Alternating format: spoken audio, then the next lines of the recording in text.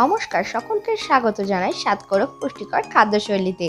আজ আমরা বানিয়েছি এই সুন্দর ম্যাঙ্গো ডিলাইট পুডিংটি। কি করে বানাই দেখুন। মিক্সার গ্রাইন্ডারে প্রথমে পাউরুটি দিয়ে দিলাম, তারপরে দিয়ে দিচ্ছি কিন্তু ম্যাঙ্গো লস্যি আশীর্বাদ কোম্পানির।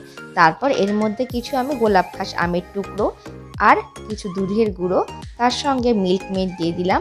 এবার আমরা একটা ডিম ফাটিয়ে নিচ্ছি, ডিমটার মধ্যে দিয়ে নিচ্ছি একটু ভ্যানিলা এসেন্স, যাতে এর আষ্টনি গন্ধটা না থাকে। এরপর পরিমাণের মতো নুন মিষ্টি মিশিয়ে দিয়ে এই ডিমটাকে ফেটিয়ে আমরা কিন্তু একসঙ্গে মিশিয়ে দিলাম। দিয়ে ভালো করে আমরা কিন্তু এই একটা মিশ্রণ বানিয়ে নিচ্ছি।